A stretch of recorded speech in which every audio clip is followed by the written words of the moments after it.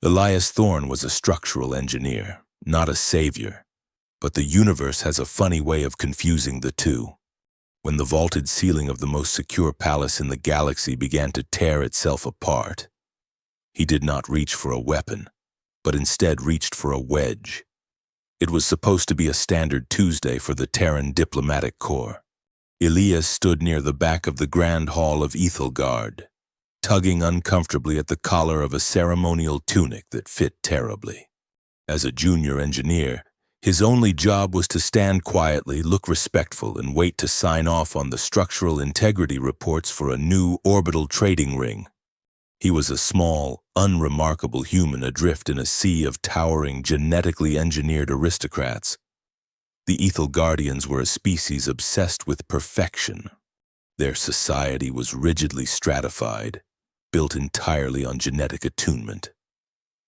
The purer your bloodline, the greater your access to the ancient, godlike technologies left behind by their ancestors. Nowhere was this absolute power more evident than in Empress Varia. She sat upon the obsidian throne at the far end of the hall, a vision of cold, untouchable majesty. Varia possessed a striking, lethal grace, her features sharp and imperious. But it was not the Empress herself that drew the eye. It was the weapon resting casually across her armored lap. The Zenith Hammer. To the naked eye, it was a brutalist masterpiece of dark metal and glowing blue energy veins.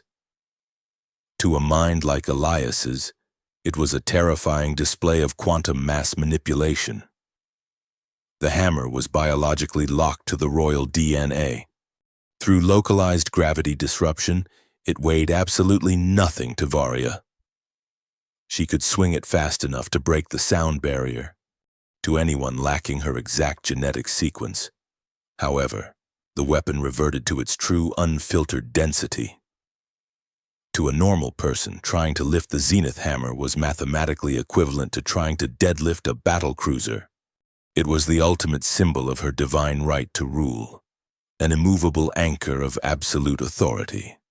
Elias took a sip of a highly carbonated, aggressively purple alien beverage and let his eyes wander up to the soaring architectural marvels of the hall. The ceiling was a dome of interlocking crystalline lattice, designed to let in the pale light of Ethelgard's twin moons. That was when his stomach dropped. Right above the delegation of visiting Terran ambassadors, a major load-bearing archway was fracturing. The stress lines were faint, spiderwebbing through the translucent crystal. But to a structural engineer, they were as loud as a siren. The geometry was entirely wrong.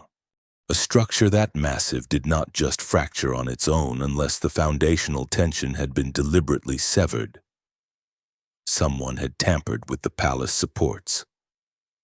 Elias stepped forward, his heart hammering against his ribs. He tried to flag down one of the towering Imperial guards, a massive warrior clad in silver armor. Elias pointed frantically toward the ceiling, shouting over the polite hum of aristocratic chatter, warning them of the imminent collapse. The guard merely sneered down at him, swatting Elias aside like a mildly annoying insect. Humans were considered fragile, primitive things on this world. Their warnings held no weight. A deafening crack split the air.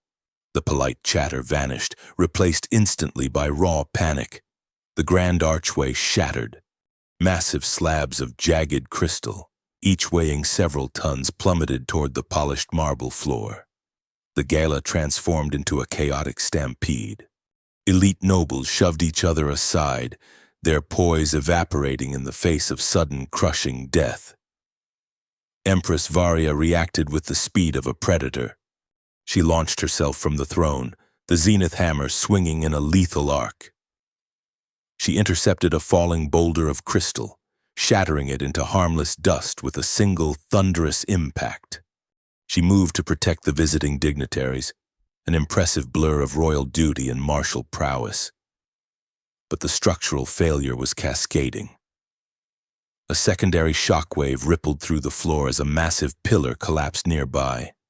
The concussive force caught Varia mid-leap. She was thrown violently against the dais, the air driven from her lungs, the zenith hammer slipped from her grasp. It struck the ground. The moment the weapon lost physical contact with her skin, the quantum mass manipulator deactivated.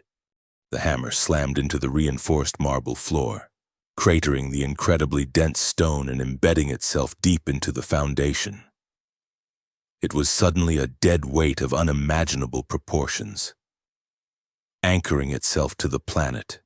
Elias was caught in the crush of fleeing bodies, but his eyes were locked on a disaster unfolding a few yards away. The Terran ambassador, an older man named Vance, had tripped. He was scrambling backward as an enormous fractured slab of the ceiling detached, swinging downward like a deadly pendulum. It was going to crush Vance and a group of terrified Ethel Guardian servants pinned against the wall. Physics is a harsh master, but it is also predictable. Elias saw the trajectory of the falling slab. He saw the pivot point. He knew that if he could wedge something rigid under the fulcrum, he could redirect the momentum and buy them seconds. He lunged forward, sliding on his knees across the polished stone. He needed a lever. He needed a strut. He needed a piece of solid mass. The handle of the zenith hammer protruded from the crater directly in his path. Elias did not think about genetic attunement. He did not think about divine right, quantum locks, or the fact that this weapon theoretically weighed millions of tons. He was an engineer in a crisis, and he saw a perfectly shaped metal rod exactly where he needed it to be. Adrenaline flooding his system, his mind running frantic load-bearing calculations. Elias wrapped his hands tightly around the leather-bound grip of the legendary weapon. He braced his boots against the shattered floor, gritted his teeth, and heaved upward. The zenith hammer came free. It did not resist. It did not tear his arms from their sockets. To Elias, it simply felt like a beautifully balanced, heavy-duty sledgehammer. He swung it up with a desperate grunt, driving the heavy, glowing head of the weapon directly under the falling crystalline slab. Metal met crystal. The sheer density of the hammer held firm against the crushing weight of the ceiling. The slab groaned, its momentum entirely halted by the improvised wedge. Elias locked his elbows, his boots skidding back an inch before finding purchase.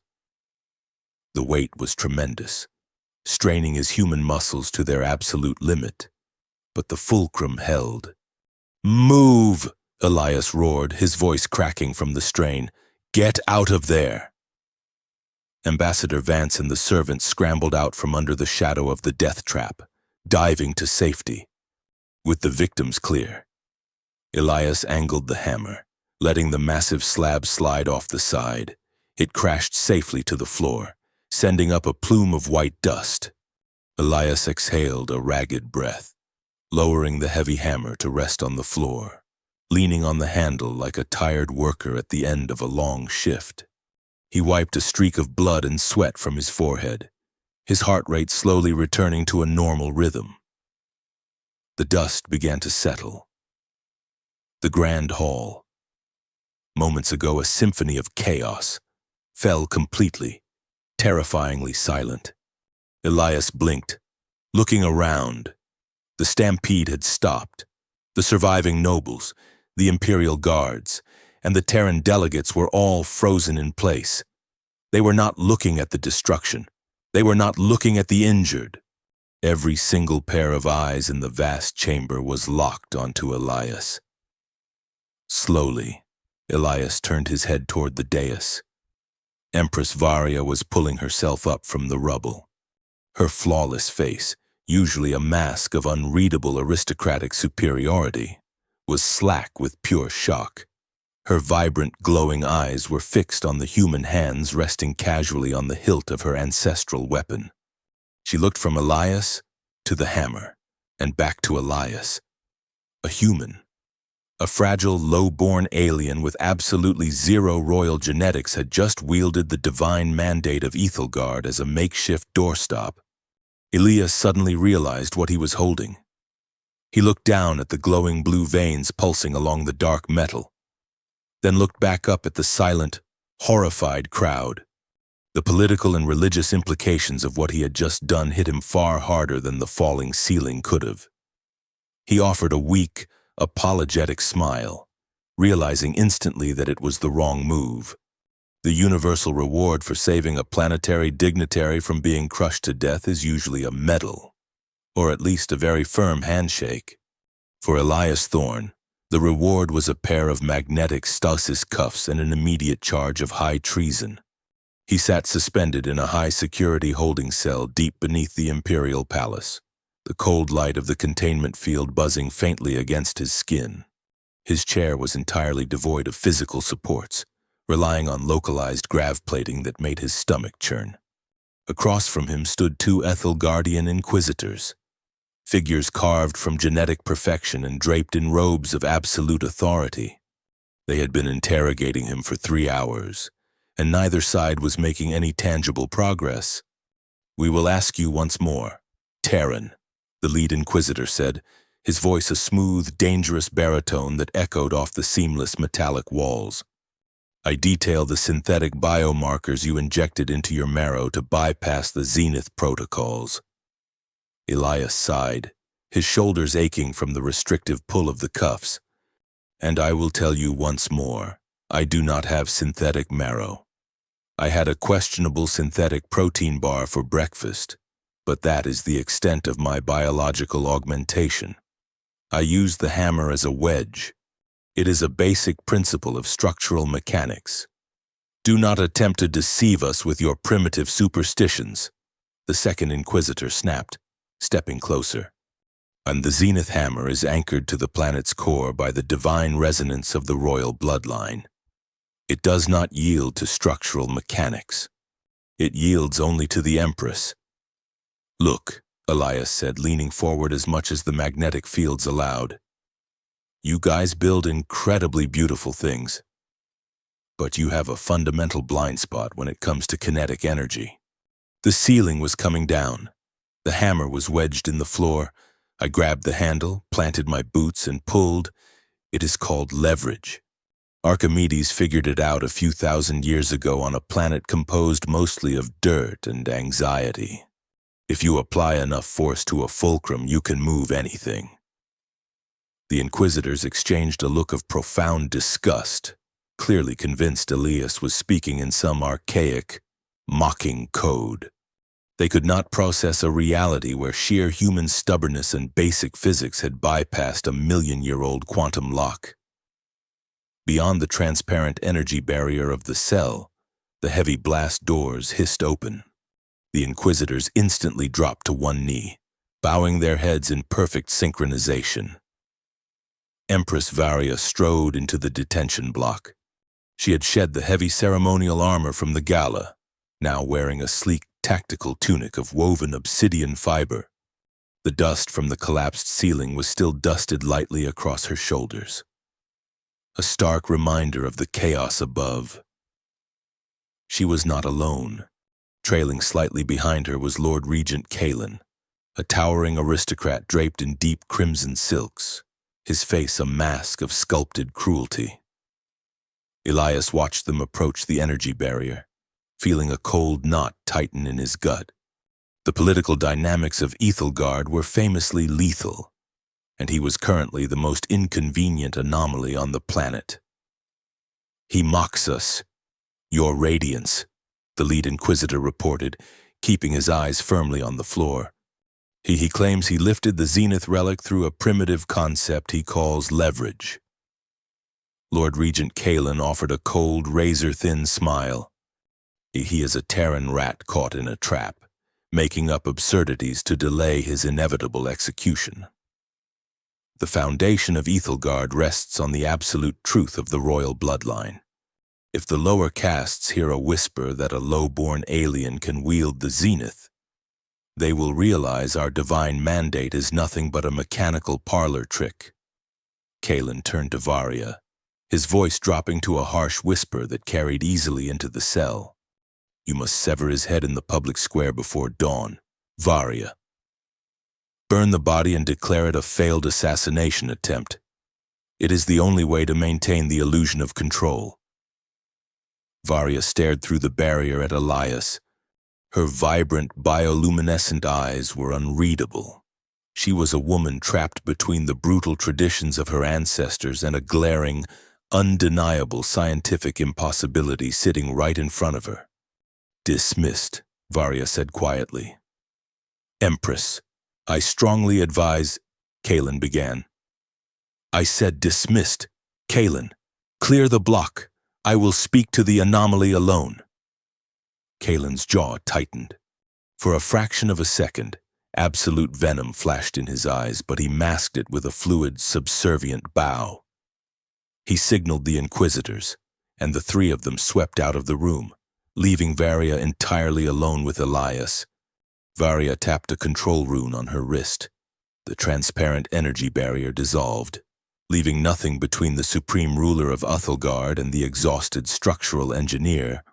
She walked slowly around his suspended chair, her gaze evaluating every inch of him like a biologist studying a particularly ugly, yet fascinating, new species of insect. "You are not an assassin," Varya stated finally, stopping directly in front of him. It was not a question. "I am an engineer," Elias confirmed, deeply relieved she possessed basic deductive reasoning. "I evaluate stress points in orbital trading rings. My most dangerous weapon is a poorly formatted spreadsheet. Yet you held the weight of an empire in your hands." Varya crossed her arms. The Zenith hammer uses a biometric feedback loop tied to localized gravity generators. If an unauthorized user attempts to lift it, the weapon multiplies its own mass exponentially. It should have ripped your arms from their sockets the moment you pulled upward. Why didn't it? Elias took a deep breath. "Because your god-tier ancient technology is broken, Your Highness." Varya stiffened, her eyes narrowing dangerously. "Tread carefully, human. You are currently drawing breath solely because of my curiosity." "I am serious," Elias pressed, shifting in his bonds. When I grabbed the handle, there was a lag, a micro-hesitation in the grip. Quantum locks do not just grant access. They either reject or accept based on a binary state. But when my skin touched the metal, I felt a vibration, a latency. The hammer was not judging my DNA and finding it worthy. It was trying to ping a biometric database that is degrading. The sensors are burning out. During that half-second gap where the machine could not figure out what I was, I just pulled hard enough. Varya looked away, pacing the length of the cell. The idea that the ancestral relics were failing was profound heresy. It shattered the bedrock of her entire civilization. Yet a part of her had felt the shift lately. The hammer had been growing warmer in her grasp over the past few cycles, the energy veins pulsing erratically. A structural collapse in a hall built to withstand an orbital bombardment. Varya murmured to herself, piecing the puzzle together. It followed immediately by a failure of the Zenith protocols. Someone tampered with the Grand Hall's support struts, Elias said. The fracture lines were completely unnatural. It was not an accident. Empress. It was a targeted demolition. And if your Lord Regent is so incredibly eager to have me executed before anyone can examine the hammer's data logs, I would highly suggest looking into his recent architectural hiring practices.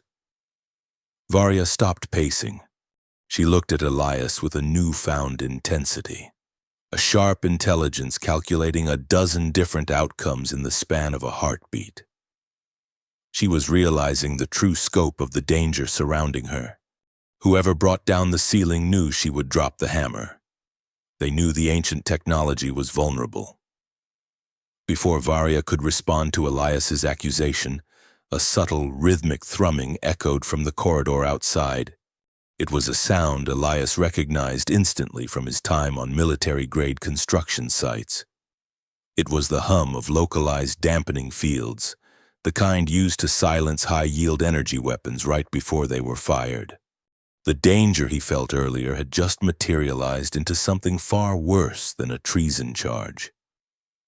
Treason is usually a quiet affair, executed with poisoned wine or a forged signature in the dead of night. But Lord Regent Kalen was evidently a man who appreciated the blunt efficiency of heavy plasma artillery. The reinforced steel of the detention block door bowed inward, glowing a furious cherry red before vaporizing in a blinding flash of superheated gas. The concussive wave threw Empress Varia backward, her tactical tunic absorbing the worst of the impact as she slammed against the far wall. The magnetic tethers binding Elias short-circuited violently, dropping him unceremoniously to the cold metal floor. 4 figures stepped through the smoking breach. They were Imperial death marks, the most elite tier of the palace guard, clad in matte black environmental suits that drank the ambient light. Their rifles were already raised, tracking targets with lethal precision.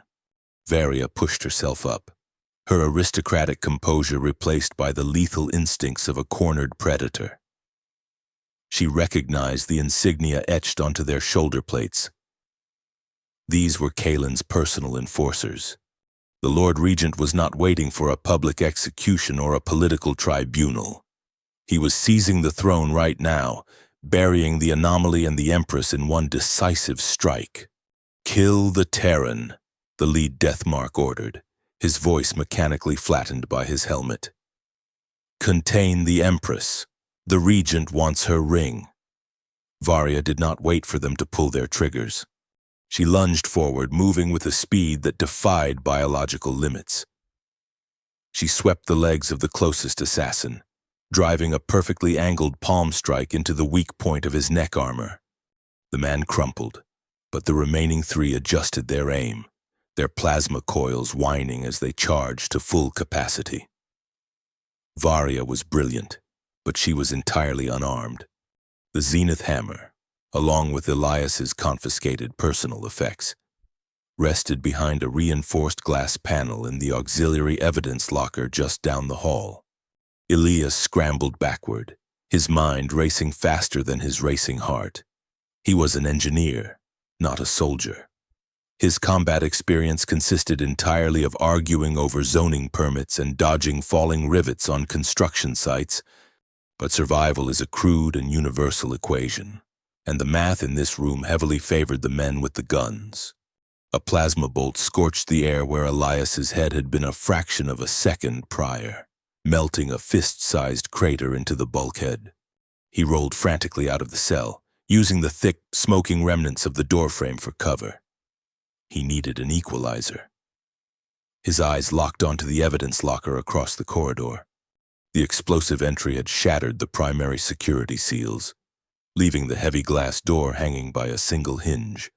Inside, the Zenith hammer sat on a velvet display cushion, its blue veins pulsing with a sluggish, rhythmic light.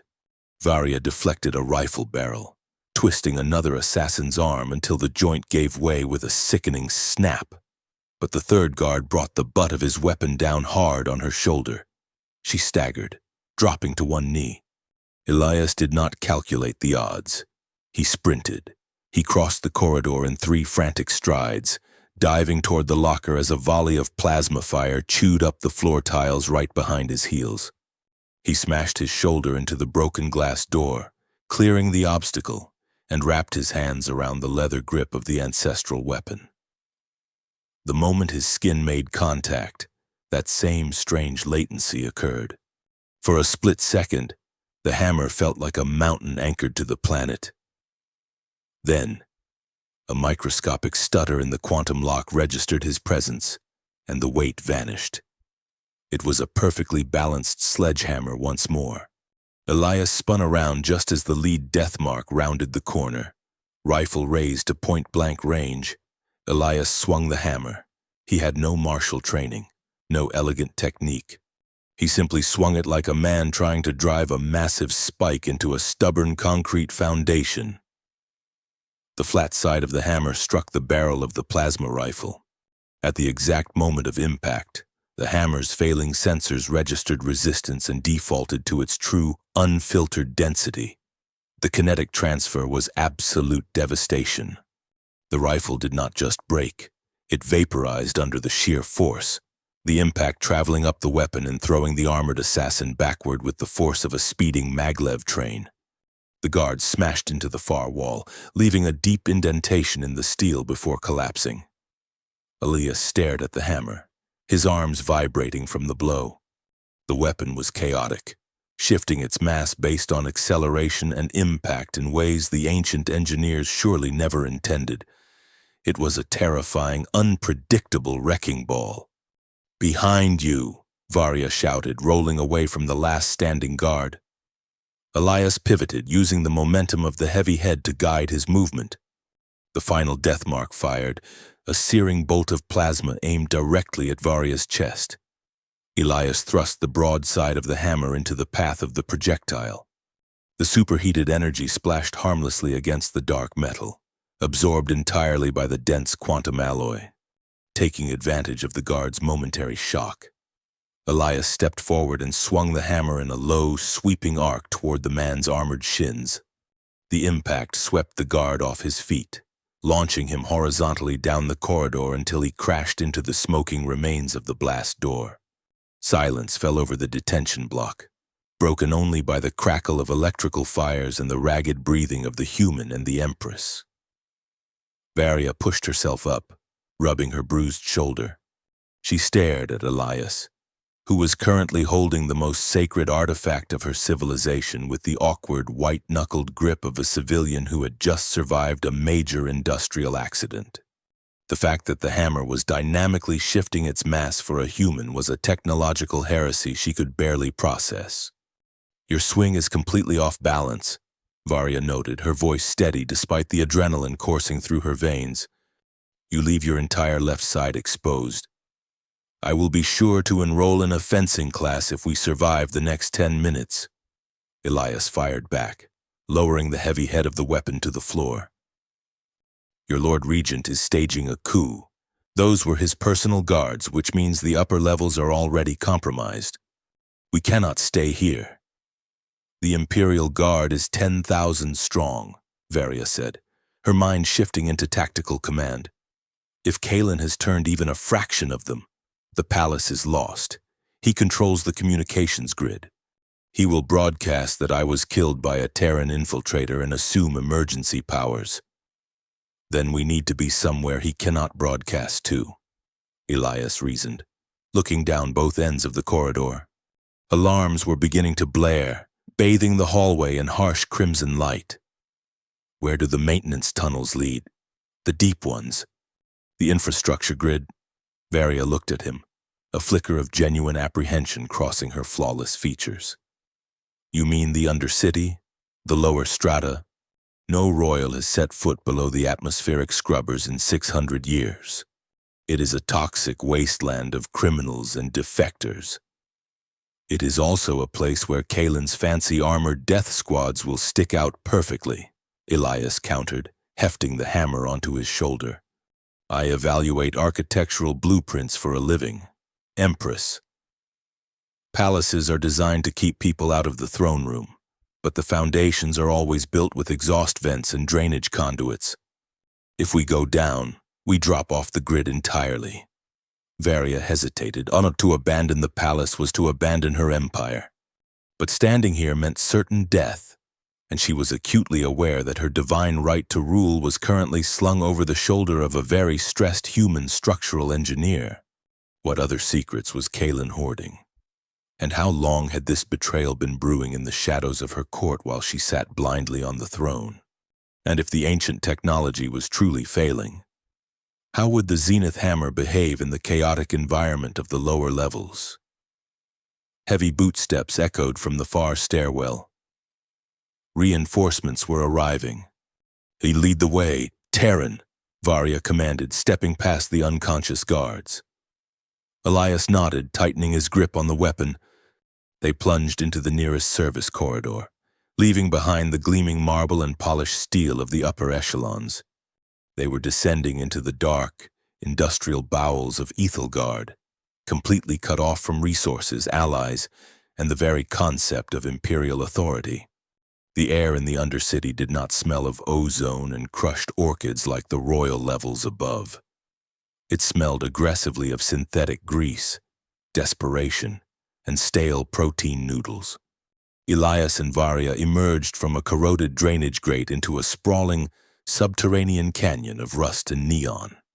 Above them, miles of massive pipes and support struts blotted out any hope of starlight, replaced instead by the flickering, sickly glow of holographic advertisements hawking cheap cybernetics and black market oxygen. The noise was a physical weight, a chaotic symphony of grinding machinery, shouting street vendors, and the low, constant thrum of the planetary core extractors. Empress Varia stepped onto the grated walkway, her back perfectly straight, her chin raised in the innate posture of a ruler surveying her domain.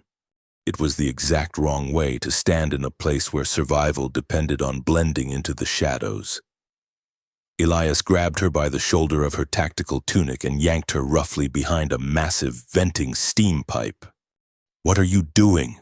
Varia hissed, her eyes flashing with aristocratic indignation. "Unhand me, Terran." "I will unhand you when you stop trying to get us killed," Elias fired back, keeping his voice low. "Look at yourself. You are walking like a conqueror inspecting a parade ground. Down here, walking like you own the place just means you are carrying something worth stealing. You need to slouch. Keep your eyes on the deck plates. Stop looking at people like they are your subjects."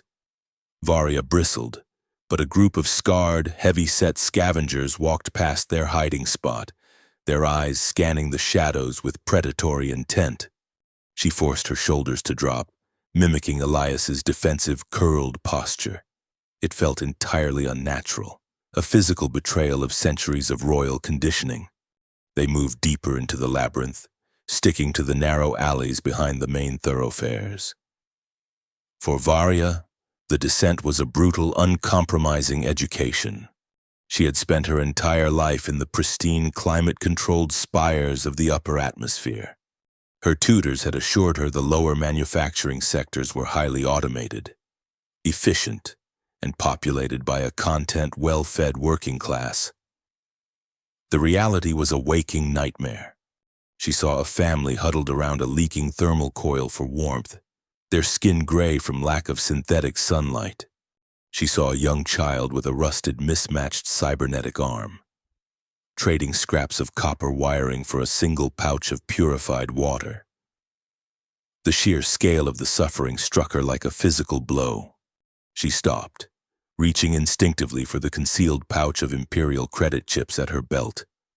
Elias caught her wrist, his grip firm but gentle.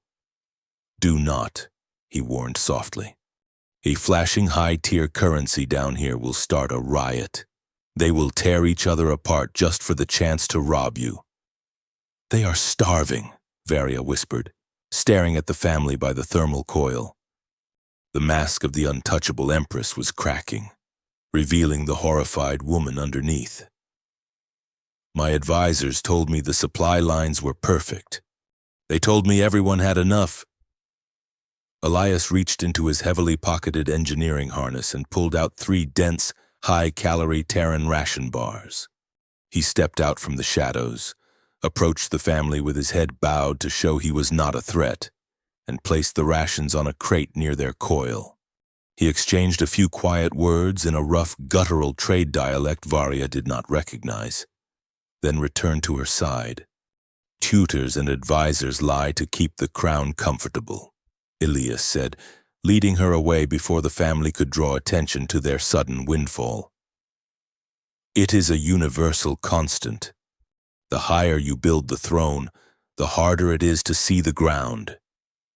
Varia looked at him, truly registering the human for the first time. He was not a warrior. He was coated in dust. He smelled like anxiety, and he was currently carrying her incredibly dangerous ancestral weapon slung over his shoulder like a sack of concrete.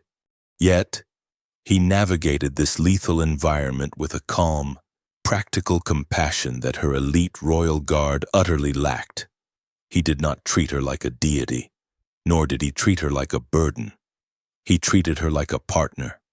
The realization sent an unfamiliar warm spark of respect through her chest. We need to figure out why your quantum sledgehammer decided to change the rules of physics for me, Elias said, interrupting her thoughts. And we need to do it before Kalen figures out how to track the energy signature. I know a place. You have contacts in the Ethel Guardian Undercity? Varya asked, raising a skeptical eyebrow. Engineers always know where the black market hardware is kept, Elias replied with a smirk. It is practically a job requirement. 10 minutes later, they stood before a heavily reinforced blast door at the end of a blind alley. A flickering neon sign in standard galactic script read, Vex, Hardware and Meat. Elias pounded on the metal 3 times, paused, and kicked the lower hinge once. The door slid open, revealing a cramped, chaotic workshop smelling of ozone and sterilized metal. Behind a workbench cluttered with dismembered robotic limbs and optical sensors stood Vex. The proprietor was a massive, heavily modified Ethel Guardian with 4 distinct cybernetic arms, and a glowing optical visor bolted directly into his skull. We are closed, Vex growled, his voice synthesized through a mechanical larynx. He reached for a heavy plasma pistol resting on the bench. Elias calmly reached into his harness and tossed a pristine, military-grade Terran multi-tool onto the table. It was a masterpiece of micro-engineering, worth more than most of the shop's inventory combined. I need an hour of diagnostic time on a high-yield energy matrix, Elias bargained, and absolute discretion. Vex snatched up the multi-tool, his optical visor whirring as he scanned the craftsmanship. He grunted, lowering the pistol. Put it on the primary diagnostic slab. Try not to bleed on the cables. Elias hoisted the zenith hammer and placed it gently onto the metal table. Vex took one look at the glowing blue veins and the brutalist dark metal, and all 4 of his mechanical arms froze in midair. Are you completely insane? Vex hissed, backing away from the table. That is the zenith. If the Inquisitors catch me within a mile of that relic, they will vaporize my shop and scatter my ashes in the atmospheric scrubbers. The Inquisitors are currently busy taking orders from a traitor. Varya stepped forward, letting the hood of her tunic fall back to reveal her face. You will run the diagnostic, citizen, by decree of the Empress. Vex stared at her, then looked at Elias, then back at the hammer. A harsh metallic laugh rattled from his throat. Well, if the world is ending, I might as well see how the magic works. Step back. Vex pulled a bundle of fiber optic cables from the ceiling and attached them via magnetic clamps to the head of the hammer. He typed furiously on a holographic keyboard, bypassing centuries of encryption protocols. The massive screens lining the workshop walls flared to life, cascading with ancient golden Ethel Guardian code. For 10 minutes, the only sound was the hum of the servers and the rapid clicking of Vex's synthetic fingers. Suddenly, the mechanic stopped. He leaned closer to the primary monitor, his mechanical larynx clicking in disbelief. You royals have been lying to the galaxy for 1,000 years, Vex whispered. Tread carefully, mechanic, Varya warned, her tone instantly returning to imperial ice. The genetic lock is sacred. There is no genetic lock, Your Highness, Vex said, turning his visor toward her. He tapped the screen, highlighting a massive block of golden code. This entire time, your family claimed the hammer responded only to the pure blood of the first kings. It was the absolute justification for your caste system. But this is not a biometric sequencer. It is a neurological polygraph, Elias frowned, stepping closer to the screen. Explain that in terms a structural engineer can understand. The weapon reads the brainwaves and the psychological state of whoever touches the grip, Vex explained, his voice filled with a mix of awe and disgust. It scans for intent. If it detects malice, selfish ambition, A desire to conquer or an ego driven by power, the quantum lock engages. It multiplies its mass exponentially to prevent a tyrant from wielding it. Varya felt the blood drain from her face. That is impossible. My ancestors have wielded it for generations. Your earliest ancestors must have been genuinely selfless people, Vex interrupted softly. But as generations passed and the bloodline grew corrupt with power, they could no longer lift it naturally. So, your royal scientists built a synthetic biomarker bypass, a cheat code woven into your DNA, to trick the hammer's sensors. But the core technology is millions of years old. The bypass is degrading. The hammer is waking up to the truth. Varya stared at the dark metal resting on the table. Her entire life, her absolute authority, the suffering of the people in the Undercity. It was all justified by a massive generational lie. She was not divinely chosen to rule. She was just the beneficiary of a rigged system. Then why could he lift it? Varya asked, pointing a trembling finger at Elias. He is a human. He has no bypass. Vex looked at Elias, a strange respect in his glowing mechanical eyes. Because the relic found exactly what it was looking for in his mind. Total absence of malice. He grabbed the weapon without a single thought of power, wealth, or violence. His brain lit up with pure, unadulterated intent to protect life. He just wanted to prop up a ceiling. To the hammer's ancient logic, he is the most worthy king this planet has seen in a millennium. Elias rubbed the back of his neck, feeling suddenly very exposed under the Empress's intense gaze. He was a guy who did math for a living, and now an ancient alien artifact had essentially declared him a saint. Well, Elias cleared his throat awkwardly. That explains the physics, but it leaves us with a massive problem. What problem? Varya asked, her voice hollow. If Kalen knows the bypass is degrading, Elias reasoned, his analytical mind kicking into high gear. And he knows he cannot naturally lift the true Zenith hammer due to his own glaring lack of moral fiber. What exactly does he plan to hold up in the throne room tomorrow to prove his divine right to the Empire?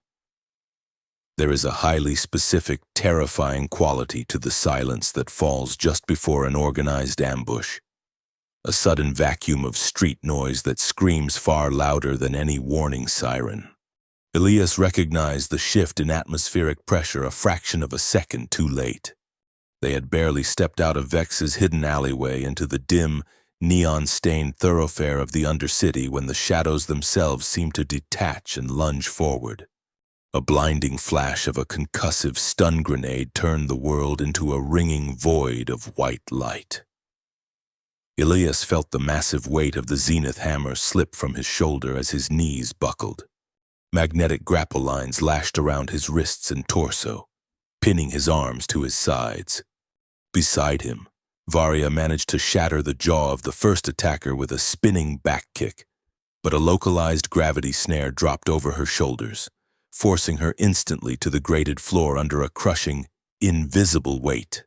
Rough hands dragged them into the darkness, away from the flickering holographic advertisements and into the true labyrinthine depths of the lower levels. When Elias finally blinked away the blinding afterimages, he found himself lashed tightly to a rusted structural beam inside a cavernous, echoing chamber. The smell of oxidized copper and stagnant water hung heavy in the air. It was a decommissioned atmospheric filtration plant, repurposed into a military bunker. Racks of heavily modified plasma rifles lined the walls, and dozens of battle-hardened fighters moved with quiet, lethal purpose. Varya was chained to a massive iron gear just a few feet away. She was entirely stripped of her imperial authority, her tunic torn and covered in the grime of the Undercity. Yet she held her head with a defiant, unyielding pride. She was preparing to die with the dignity expected of an Ethel Guardian sovereign. A woman stepped out from the gloom, her boots echoing sharply against the metal grating. She wore a patchwork armor of scavenged Imperial Guard plating and civilian mining gear. Half of her face was obscured by a jagged, burn-scarred cybernetic plating, but her one organic eye burned with a cold, calculating fury. "I am Jax," the woman said, her voice a harsh, rasping growl.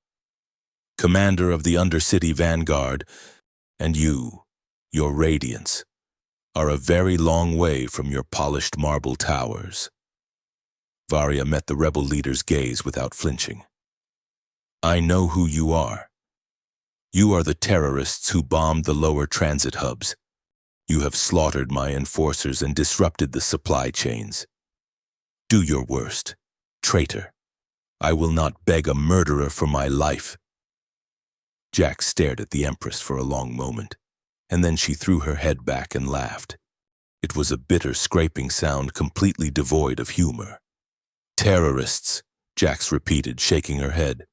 She walked over to a metal work table, picked up a heavy data-logged encryption slate, and tossed it so it clattered onto the floor right at Varia's boots. "Pick it up. Read the ledger. Empress, read the names of our benefactors." Varia looked at the slate, then back at Jax. "I do not take orders from the gutter." "Read it," Jax roared, slamming her fist against the iron gear next to Varia's head. "Read the truth about your pristine empire."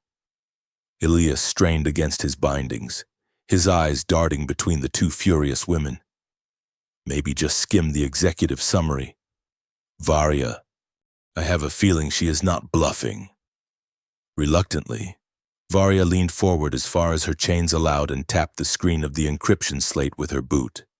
The holographic display projected a stream of financial transfers, weapons shipments, and tactical blueprints. The authorization codes glowing at the bottom of every single transaction were unmistakable. They bore the deeply encrypted personal biometric seal of Lord Regent Kalen. Varia's breath caught in her throat. The color drained completely from her face as the geopolitical reality of her entire reign collapsed around her. "Your trusted advisor," Jack sneered, pacing around the prisoners. "He has been funding us for 3 years. He provided the high-yield explosives. He provided the patrol routes of your enforcers. He paid us to cause enough chaos in the lower levels so that you would be terrified into signing over emergency military powers to him. We were never trying to tear down the Empire. We were just trying to survive the starvation your court ignored. And Kalen offered us the resources to fight back, provided we played the part of the terrifying bogeyman." The moral weight of the revelation struck Varia harder than the collapsing ceiling in the grand hall. She had spent her life believing she was a benevolent, distant god protecting a fragile ecosystem. In reality, her detachment had allowed a monster to bleed her own people dry, using their suffering as a stepping stone to the obsidian throne. She had been so blinded by the illusion of divine right that she never bothered to look at the blood soaking into the foundations. "He played us all," Varia whispered, her voice breaking. The fierce imperial ice melted, leaving behind a profound, devastating shame. "He created the war to justify the coup. And tomorrow at solar zenith," Jax stated coldly, "Kalen will present himself to the High Council. He will announce that you were assassinated by Terran infiltrators, that the Undercity is in full rebellion, and that he alone possesses the strength to wield the Zenith Hammer and restore order. And once the crown is on his head, he will send his new death squads down here to purge the Vanguard, erasing the only evidence of his treason. Which brings us to a fascinating juncture in interplanetary relations." Elias chimed in, his voice calm and deliberately conversational. He shifted his weight, trying to find a comfortable angle against the rusted beam. "As a diplomat in training, I have to point out that executing us right now is a terrible long-term investment strategy for your rebellion." Jax turned her surviving eye toward Elias, resting a hand on the grip of her heavy blaster. "And why is that? Terran? Because Kalen has an army. air superiority, and a heavily fortified citadel, Elias explained, slipping seamlessly into the role of a structural consultant pitching a dangerous remodel. You have a basement full of angry people and stolen rifles. If you stay down here, you die. But if we pool our resources, we have an actual structural wedge to crack Kalen's foundation. The enemy of your enemy is currently tied to this pole, and he happens to know exactly how to bypass the palace's external defense grid. Jax narrowed her eye. You are an engineer. Why should I trust a human who accidentally picked up a magic hammer? Because, Elias said, nodding toward the heavy canvas bag resting on a crate across the room. The hammer is not magic. It is a polygraph test for dictators. It rejected Kalen's bloodlust. It rejected centuries of royal arrogance. And if Varia walks back into that throne room and reclaims it in front of the High Council, Kalen's entire legal and religious claim evaporates instantly. You want to hurt Kalen? You do not shoot him in an alley. You humiliate him in front of the very people he is trying to manipulate. Varia looked at Elias. In the dim, gritty light of the rebel bunker, she saw a man who had every right to panic, yet was casually negotiating an alliance that could save her world. He was offering her a path to redemption, a chance to be the ruler her people actually needed, rather than the one she was programmed to be. Jax crossed her arms, the cybernetic servos in her shoulder whining softly. She looked at Varia, searching the fallen Empress's face for any sign of the old aristocratic deceit. If we help you retake the Citadel, Jax demanded, the Undercity gets full representation on the High Council. The food blockades end. The military patrols cease. You dismantle the caste system. Varia lifted her chin, but this time, there was no arrogance in the gesture. There was only absolute solemn resolve. You have my word, not as an untouchable empress, but as a woman who has finally seen the rot in her own house. I will break the old world. Jax, I swear it. Jax stared for another long second, then drew a high-frequency vibro blade from her belt and slashed the magnetic bindings holding Varia and Elias. Elias rubbed his wrists, wincing as the blood rushed back into his hands. Excellent. Now that the corporate merger is complete, we have a very tight schedule. Kalen's coronation is in 12 hours. The primary defensive shields of the palace will be impenetrable, and the main gates will be locked down by his loyalists. So how do we get a heavily armed strike team and a deposed empress into the most secure room on the planet? Jax asked, pulling up a holographic schematic of the upper citadel.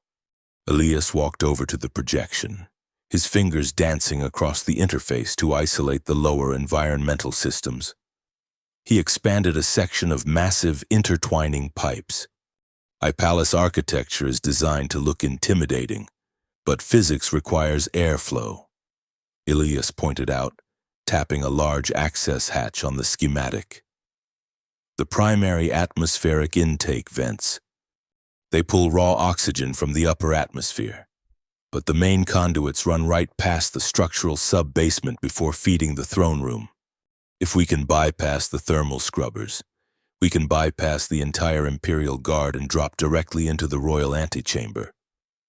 The thermal scrubbers operate at 4,000 degrees, Varia noted, stepping up beside him. The proximity of her arm to his sent a sudden, completely unscientific jolt of electricity through Elias's chest. We would be incinerated. Only if they are turned on, Elias countered with a grim smile.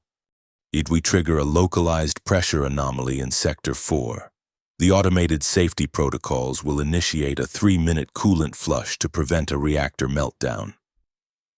We ride the coolant wave up the main shaft. It will be cold, fast, and incredibly dangerous, but it will deposit us right behind Kalen's lines. Jax grinned, exposing a row of metallic teeth. I like him. He thinks like a rat. I prefer structural opportunist. Elias corrected. He walked over to the crate and hauled the heavy canvas bag onto his shoulder, feeling the comforting dead weight of the zenith hammer. He turned back to the unlikely alliance of aristocrat and anarchist. A cold dread settled in Elias's stomach as a new variable entered his mind. If Kalen knew he could not lift the real zenith hammer, and he was planning a public coronation to prove his divine right to rule, what exactly was he planning to hold up for the cameras? The Lord Regent was far too calculated to leave his ascension to chance. Kalen had built something in the shadows, something designed to mimic the power of the gods, and in 12 hours, they were going to walk directly into its path. Infiltrating an impenetrable fortress is mathematically straightforward, provided you are entirely comfortable with the concept of being flushed vertically up a massive pipe like industrial waste. The actual execution, however, leaves a great deal to be desired in terms of basic comfort. Elias stood ankle-deep in the freezing, metallic-tasting runoff of the primary atmospheric intake valve, shivering violently. Beside him, Empress Varia, Jax, and 6 of the most heavily armed vanguard commandos stared up into the yawning, pitch-black abyss of the vertical shaft. The ambient temperature was dropping rapidly. Elias had jammed a modified decryption spike into the heavy environmental control panel bolted to the cavern wall. He was currently overriding the thermal regulators of the entire palace above them, forcing a catastrophic pressure error. We have exactly 60 seconds before the system registers a critical failure and flushes the coolant, Elias said, his breath pluming in the frigid air. He tightly secured the heavy canvas bag containing the zenith hammer across his chest with a reinforced climbing harness. When the liquid hits, you do not swim. You let the pressure wave carry you upward. If you fight the current, the structural baffles will tear you apart. We ride the surge all the way to the sub-basement ventilation grates. Varia looked up at the dark shaft, then turned to Elias. She was wearing scavenged vanguard armor, the scarred metal plates a stark contrast to her usual flawless attire. Her bioluminescent eyes glowed with a fierce, unwavering determination. And if the grates do not open, then we become a very permanent, very messy blockage in the Imperial plumbing, Elias replied, offering a tight, unconvincing smile. But the math says they will open. The massive metal walls around them began to groan. A deep, mechanical vibration shook the grated floor, traveling up through the soles of their boots. The automated safety protocols had been triggered. Deep within the bedrock of Ethelgard, giant reservoirs of hyper-chilled liquid were being released to flood the system and prevent a phantom meltdown. "Brace!" Jack shouted over the rising, deafening roar of rushing fluid. The coolant wave hit them with the force of a solid wall. It was a suffocating, violent surge of icy blue liquid that instantly stole the air from Elias's lungs. He was swept off his feet, tumbling wildly in the zero-visibility torrent. The pressure was immense, squeezing his ribs as he was propelled vertically at terrifying speed. He focused entirely on keeping his arms tucked securely around the heavy canvas bag, trusting the physics of the fluid dynamics to keep him centered in the massive pipe. It was a chaotic, freezing eternity of rushing water and disorientation. Just as his lungs began to burn with the desperate need for oxygen, the pressure suddenly equalized. The current slammed him hard against a heavy iron grate, the water immediately draining away through the mesh beneath him. Elias gasped, choking on the sterile, perfumed air of the upper palace. He pushed himself up, his muscles trembling from the extreme cold. Around him, the vanguard commandos were pulling themselves out of the drainage basin, weapons already drawn and tracking the shadows. Varia rose gracefully, shaking the icy liquid from her hair. She looked at Elias, her gaze lingering on the human who had just successfully smuggled an armed rebellion into the heart of the most heavily guarded structure on the planet. For a fleeting second, amidst the shivering and the adrenaline, a profound electric tension passed between them. a silent acknowledgement of the absolute trust they were building. Elias tossed her a dry, thermal-lined cloak he had packed in a waterproof satchel. She caught it, her fingers brushing his, and offered a nod of deep gratitude that spoke volumes more than any royal decree. "We are in the structural sub-basement," Elias whispered, checking the glowing schematic projected from his wristcom. "Directly beneath the antechamber of the sun. The coronation ceremony will be happening one floor above us." "Then we move quietly," Jax ordered, signaling her squad forward. The contrast between the Undercity and the Imperial sublevels was jarring. Here, even the maintenance corridors were polished marble and brushed steel, illuminated by soft, recessed lighting. But the beauty masked a lethal security grid. They encountered their first obstacle within 50 yards, a sweeping, invisible lattice of thermal optic sensors designed to trigger automated sentinel turrets. Elias held up a hand, halting the group. He pointed to the ceiling, indicating the overlapping fields of fire. "The sensors are calibrated for Ethel Guardian core body temperatures. If we walk through, we get painted by targeting lasers in 3 seconds. "Can you slice the console?" Jax asked, gripping her rifle. "No time," Elias said. He reached into his harness, pulled out 2 aerosol cans of industrial cryo-sealant he had lifted from Vex's shop, and tossed one to Varia. "We drop our surface temperatures. Spray the armor. It will buy us a 5-second window of thermal invisibility." They coated themselves in the freezing chemical mist, turning their armor frosty white. On Jax's mark, they sprinted through the sensor field. The automated turrets above them whirred, their targeting lenses blindly tracking the sudden movement. But the cryo-sealant masked their heat signatures just long enough. They cleared the kill zone a fraction of a second before the turrets locked on. They reached the primary stairwell leading up to the antechamber. Kalen was not foolish enough to leave the access point unguarded. 4 elite deathmarks stood at the top of the stairs, clad in their heavy, light-absorbing armor. Plasma rifles resting at the ready. Jax raised her weapon, but Varia put a hand on the rebel commander's shoulder. "Plasma fire will trigger the internal alarms and seal the throne room. This must be silent." Varia drew a pair of jagged, high-frequency vibro blades she had taken from the rebel armory. She did not assume the rigid, upright stance of royal martial arts. Instead, she dropped her center of gravity, rolling her shoulders forward, mimicking the dirty, efficient brawling tactics she had witnessed in the Undercity. She looked at Elias, a fierce smirk crossing her lips. And then she moved. She flowed up the stairs like a shadow. The first deathmark barely had time to register her presence before Varia drove her shoulder hard into his chest plate, using his own weight to throw him off balance. She swept his legs, a purely practical street maneuver, and drove the hilt of her blade into his helmet to knock him unconscious. The remaining 3 guards reacted, but Varia was already inside their guard. She fought with a brutal, pragmatic grace. When a guard swung a heavy rifle butt at her head, she did not attempt a formal parry. She ducked, tackled him at the knees, and used the momentum to hurl him into the adjacent wall.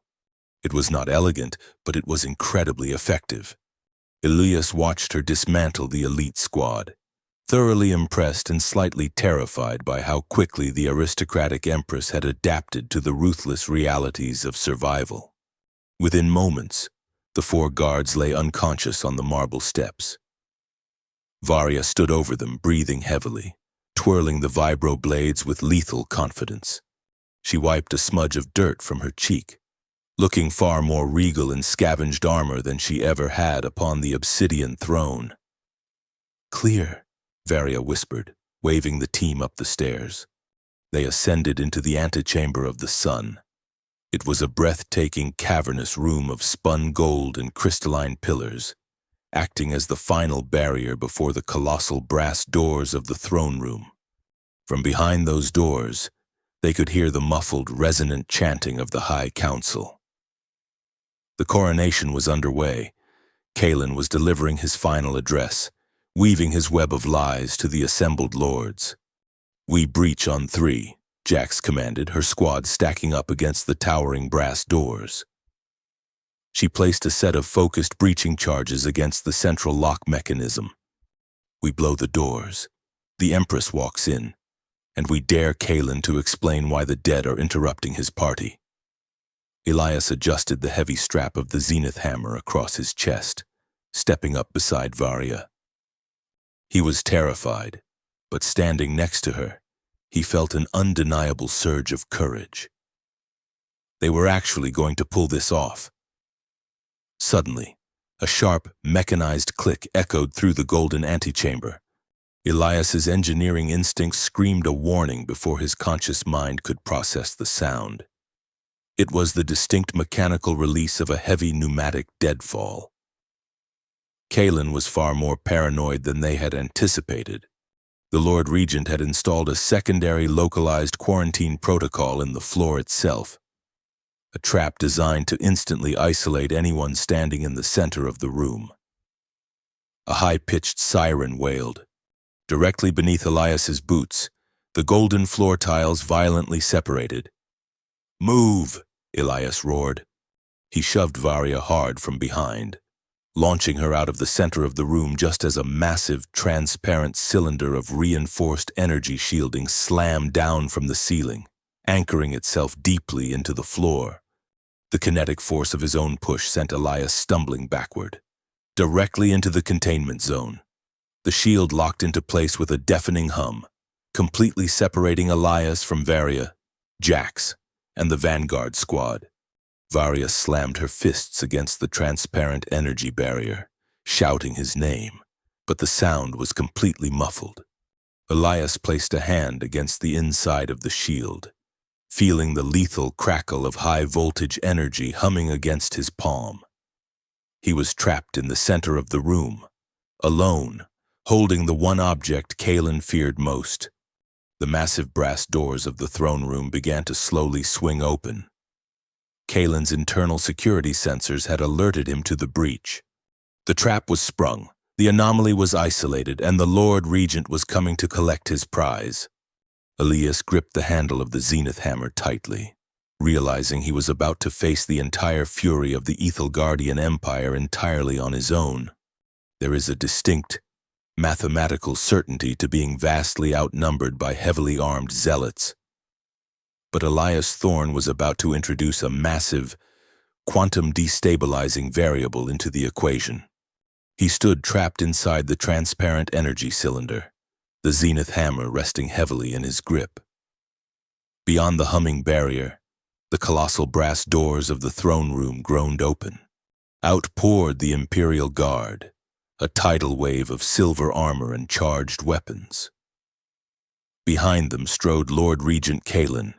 He had already draped himself in the heavy woven gold mantle of the Emperor. In his right hand, he carried a weapon that made Elias's stomach churn. It was a crude, synthetic mockery of the zenith hammer. Instead of the ancient, elegant blue energy veins, Kalen's weapon pulsed with a jagged, unstable crimson light, powered by a raw, localized fusion core that seemed to warp the air around it. "Look at this," Kalen sneered, his voice amplified across the golden antechamber. "The dead Empress and her Terran pet, delivering my ancestral right directly to my doorstep."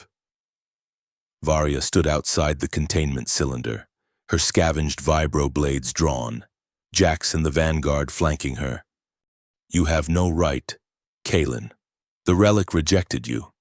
You built a counterfeit to steal a throne you are unworthy to sit upon." Kalen laughed, a harsh, dismissive bark. He raised his crimson hammer and struck the floor. A shockwave of synthetic gravity rippled outward, buckling the marble and throwing Jax and the rebels off their feet. Varia barely managed to stay standing, her boots skidding backward. "Well, worth is measured entirely in power. Varia," Kalen proclaimed. He gestured casually to his guards.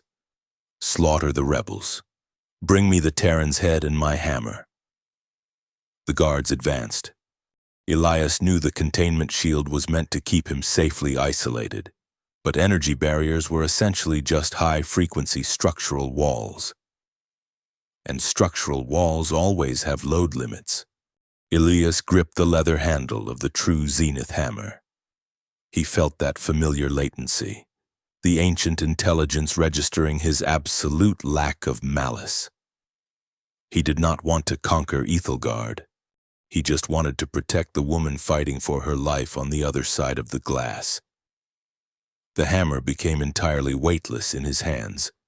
He swung it in a massive overhead arc, driving the flat head directly into the containment shield. At the exact moment of impact, the hammer registered the resistance of the energy field and defaulted to its true, unfiltered density. The resulting kinetic transfer was catastrophic. The energy cylinder did not just break. It exploded outward in a blinding flash of blue light and shattered harmonics. The concussive blast caught the first wave of advancing Imperial guards, sweeping them off their feet and throwing them back into the golden pillars. Elias stepped out of the smoke, hefting the weapon onto his shoulder. "Your structural integrity is terrible, Kalen." "Kill him," the Lord Regent roared, his composure momentarily breaking. A battalion of guards rushed Elias, but the narrow space between the shattered pillars created a perfect bottleneck. Elias possessed absolutely zero martial grace. He swung the hammer like a lumberjack desperately clearing a forest fire. He slammed the dark metal into the marble floor, the localized gravity displacement sending shockwaves that knocked the armored guards into the air. He used the broad side of the weapon as an impenetrable shield, absorbing point-blank plasma fire. It was exhausting, terrifying work, but he was holding the line, preventing the massive force from flanking the rebel squad. Meanwhile, Varia launched herself directly at Kalen. This was not a duel of honor, it was an execution order. Kalen swung his synthetic crimson hammer with terrifying speed, the artificial gravity field creating a vacuum that pulled Varia toward the strike. She ducked beneath a horizontal swing, the heat of the fusion core singeing the edges of her hair. She drove her vibroblade toward his ribs, but Kalen's regal armor flared with a kinetic deflection shield, repelling her attack entirely. Kalen pressed the advantage, utilizing the sheer, overwhelming mass of his bootleg weapon. He brought his hammer down in a brutal two-handed overhead smash. Varia rolled out of the way just in time. The crimson weapon struck the golden floor, carving a smoking crater into the solid marble and sending a jagged fissure racing across the room. Varia fought brilliantly, abandoning the rigid imperial forms for the low, evasive, dirty maneuvers she had learned in the Undercity. She danced around Kalen's heavy strikes, searching for an opening, but the sheer area of effect of his synthetic gravity weapon was wearing her down rapidly. She was fighting a localized hurricane of force, and her scavenged armor was denting under the near misses. Kalen backhanded Varia with his heavy gauntlet, a brutal blow that sent her crashing to the floor. Her vibroblade skittered away, entirely out of reach. She tasted copper. "You were a weak Empress," Kalen sneered, stepping over her, raising the pulsing red hammer for the final lethal strike. "You cared too much about the illusion of peace. I will forge this empire into a sword." Across the antechamber, Elias saw Varia fall. His heart slammed violently against his ribs. He had just swept the legs out from under 2 guards, but a dozen more were pressing in. He could never sprint across the chaotic room in time to intercept Kalen's blow. He did not need to run. He just needed to deliver the payload. "Varia," Elias shouted, his voice cutting cleanly through the din of battle. Varia looked up. Elias spun on his heel, using his entire body weight to generate maximum torque. He released the Zenith hammer, hurling the ancient, priceless relic across the cavernous room like an Olympic athlete throwing for gold. The weapon spun end over end, the blue energy veins leaving a brilliant, glowing trail in the air. For a fraction of a second, time seemed to freeze in the golden chamber. Varya reached out. Her hand closed firmly around the leather grip. Instantly, the weapon's ancient sensors flooded her mind. It searched for the genetic bypass she had relied upon her entire life. But the synthetic biomarker was broken. The hammer bypassed her DNA entirely and looked directly into her consciousness. It interrogated her soul in the span of a single microsecond.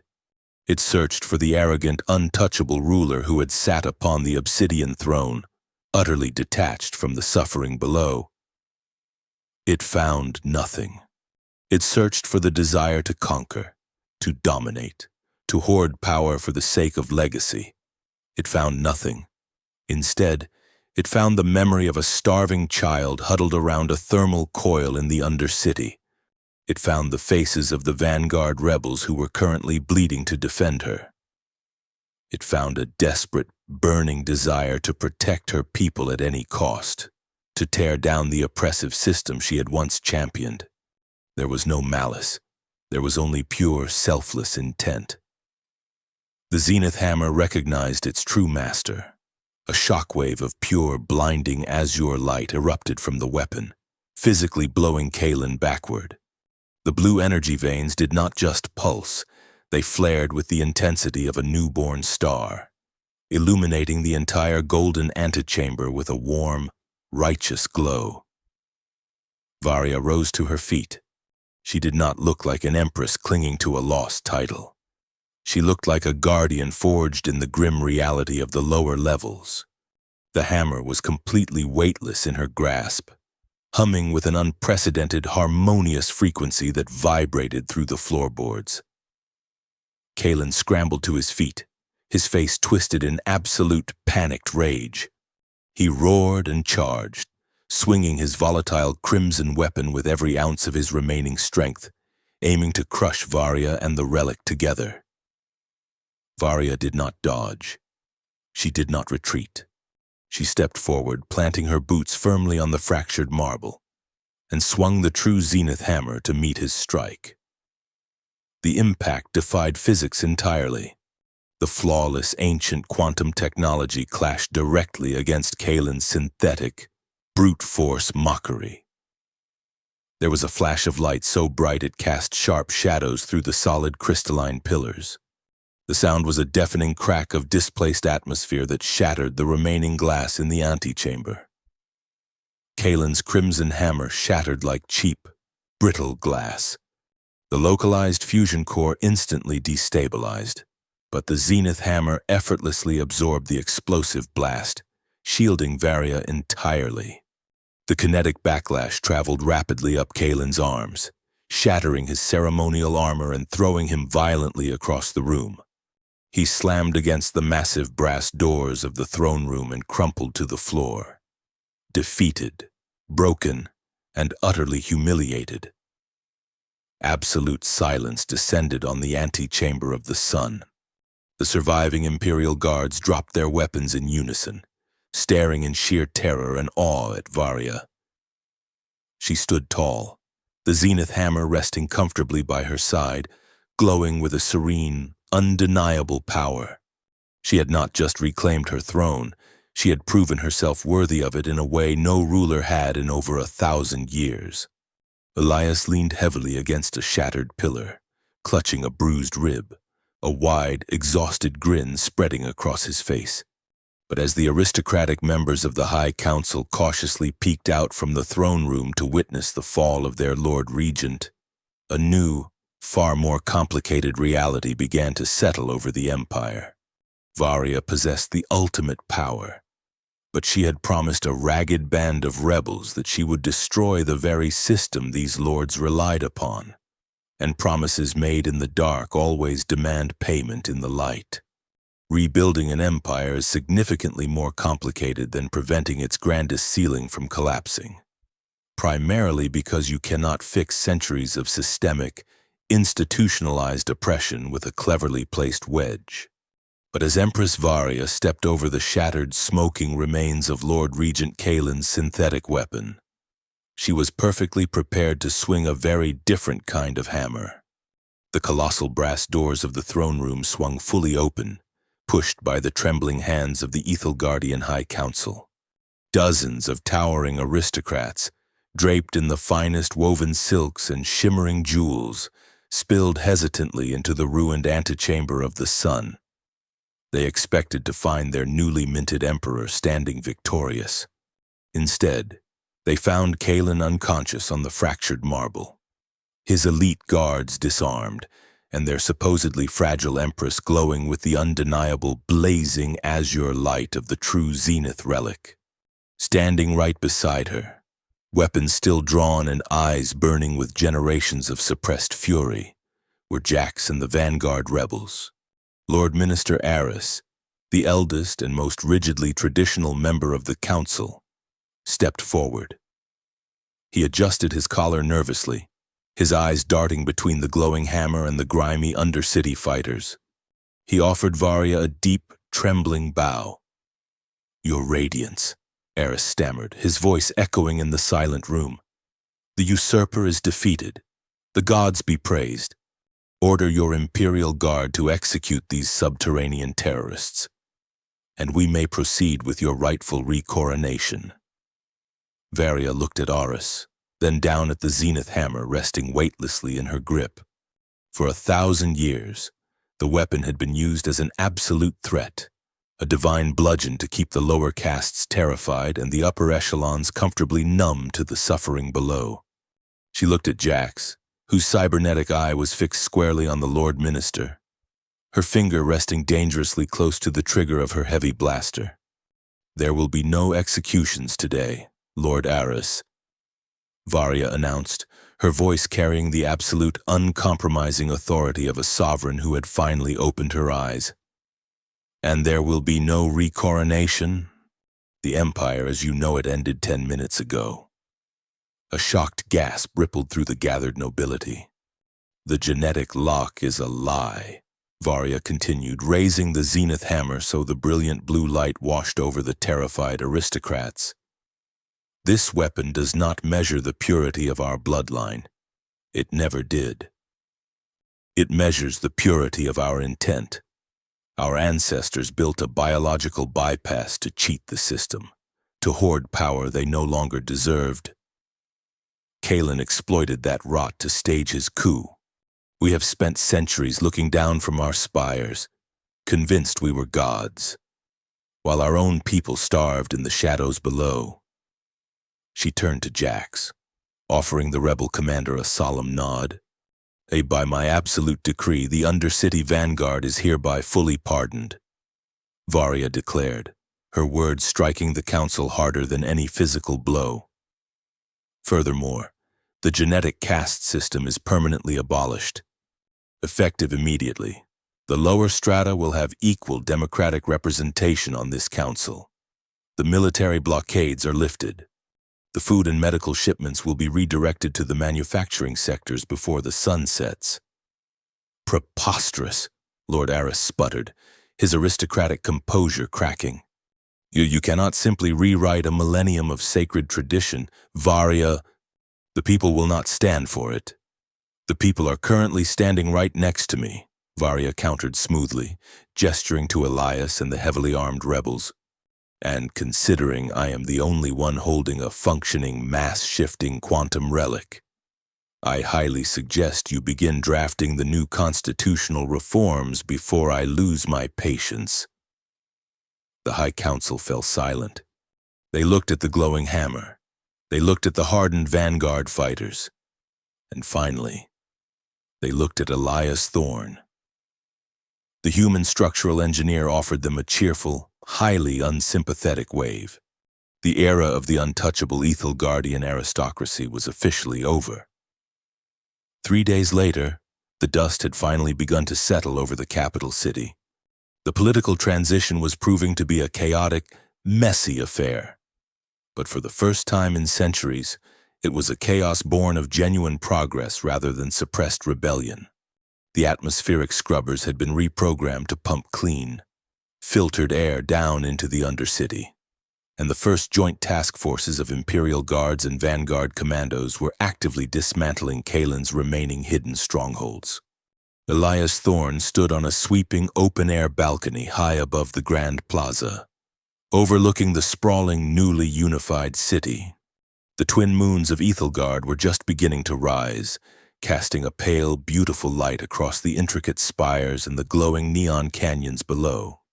He was back in his Terran diplomatic corps tunic, though this one had been aggressively tailored by the royal seamstresses to fit him perfectly. He leaned against the crystalline railing, running a complex structural simulation on his wristcom. The Grand Hall still had a massive hole in its ceiling, and redesigning a secure, load-bearing archway without relying on faulty ancient architecture was proving to be a fascinating puzzle. Soft, deliberate footsteps approached from behind. Elias turned off his projection and smiled. Varia stepped onto the balcony. She had abandoned the heavy, restrictive ceremonial armor entirely, opting for a sleek, functional tunic of dark woven fabric that allowed her to move freely. She looked exhausted, yet incredibly vibrant.